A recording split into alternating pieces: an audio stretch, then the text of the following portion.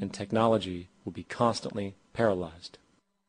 We have machines that clean out sewers. It frees a human being from doing that. So look at machines as extensions of human performance. Furthermore, many occupations today will have simply no basis to exist in a resource-based economy, such as anything associated with the management of money, advertising, along with the legal system itself. For without money, a great majority of the crimes that are committed today would never occur. Virtually all forms of crime are a consequence of the monetary system, either directly or by neuroses inflicted through financial deprivation. Therefore, laws themselves could eventually become extinct. Instead of putting up a sign, drive carefully, slippery when wet, put abrasive in the highway so it's not slippery when wet. And if a person gets in a car, they're drunk, and the car oscillates a great deal, there's a little pendulum that swings up and back, and that'll pull the car over to the side.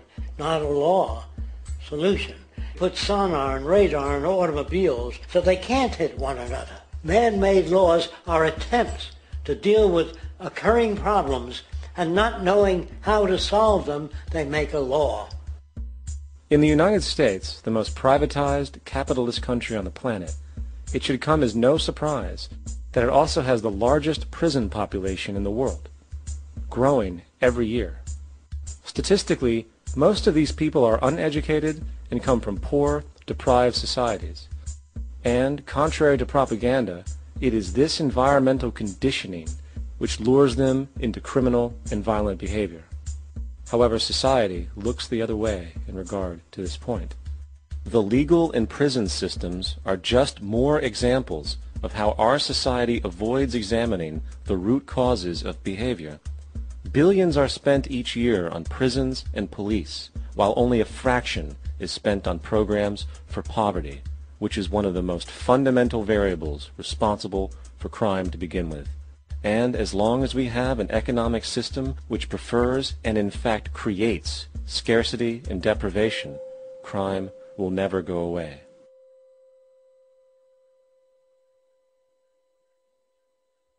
If people have access to the necessities of life without servitude, debt, barter, trade, they behave very differently. You want all these things available without a price tag. Now then, you gotta have a price tag. Well, what'll motivate people? Man gets everything he wants, he just lay around in the sun. This is the myth they perpetuate. People in our culture are trained to believe that the monetary system produces incentive. If they have access to things, why should they want to do anything? They will lose their incentive. That's what you're taught to support the monetary system. When you take money out of the scenario, there would be different incentives, very different incentives. When people have access to the necessities of life, their incentives change. What about the moon and the stars? New incentives arise. If you make a painting that you enjoy, you will enjoy giving it to other people, not selling it.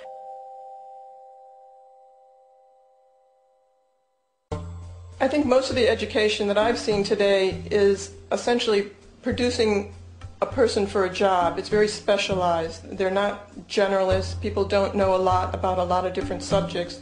I don't think you could get people to go to war if they knew a lot about a lot of things. I think education is mostly rote, and they're not taught how to solve problems. They're not given the tools emotionally or within their own field of how to do critical thinking.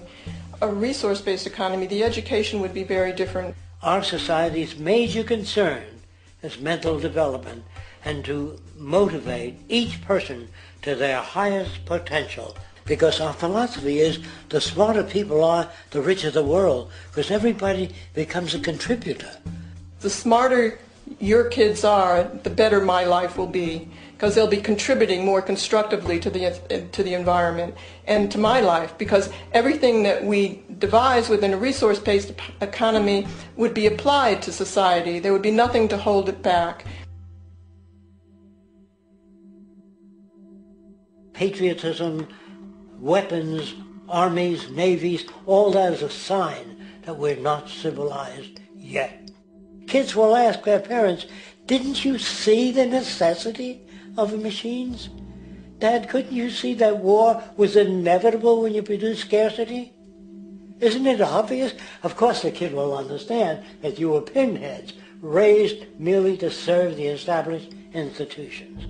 We're such an abominable, sick society that we won't make the history book. They just say that large nations took land from smaller nations, used force and violence. You'll get history talked about as corrupt behavior all the way along until the beginning of the civilized world. That's when all the nations work together.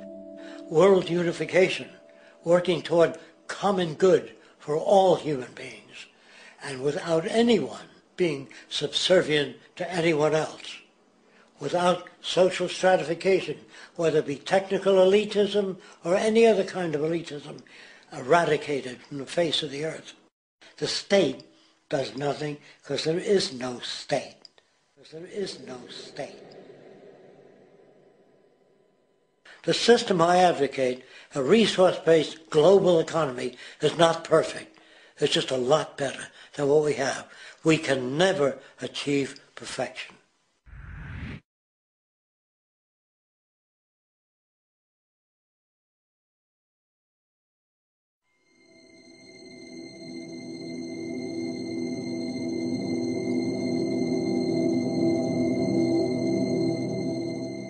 The social values of our society, which has manifested in perpetual warfare, corruption, oppressive laws, social stratification, irrelevant superstitions, environmental destruction, and a despotic, socially indifferent, profit-oriented ruling class, is fundamentally the result of a collective ignorance of two of the most basic insights humans can have about reality: the emergent and symbiotic aspects of natural law. The emergent nature of reality is that all systems, whether it is knowledge, society, technology, philosophy, or any other creation, will, when uninhibited, undergo fluid, perpetual change. What we consider commonplace today, such as modern communication and transportation, would have been unimaginable in ancient times. Likewise, the future will contain technologies, realizations, and social structures that we cannot even fathom in the present. We have gone from alchemy to chemistry, from a geocentric universe to a heliocentric, from believing that demons were the cause of illness to modern medicine. This development shows no sign of ending, and it is this awareness that aligns us and leads us on a continuous path to growth and progress. Static, empirical knowledge does not exist. Rather, it is the insight of the emergence of all systems we must recognize. This means we must be open to new information at all times, even if it threatens our current belief system and hence identities.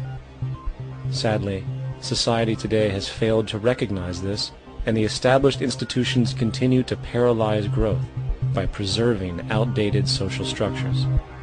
Simultaneously, the population suffers from a fear of change, for their conditioning assumes a static identity, and challenging one's belief system usually results in insult and apprehension, for being wrong is erroneously associated with failure,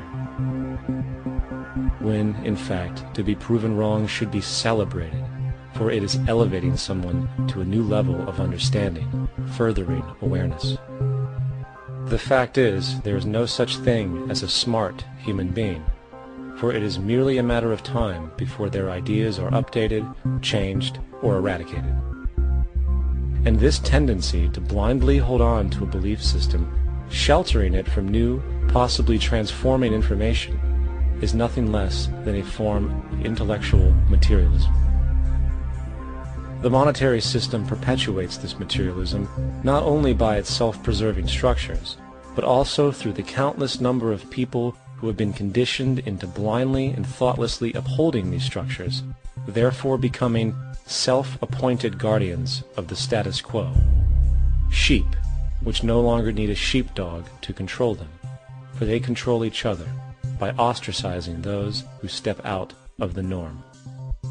This tendency to resist change and uphold existing institutions for the sake of identity, comfort, power, and profit is completely unsustainable and will only produce further imbalance, fragmentation, distortion, and invariably, destruction. It's time to change. From hunters and gatherers to the agricultural revolution to the industrial revolution, the pattern is clear. It is time for a new social system which reflects the understandings we have today. The monetary system is a product of a period of time where scarcity was a reality. Now, with the age of technology, it is no longer relevant to society. Gone with the aberrant behavior it manifests. Likewise, dominant worldviews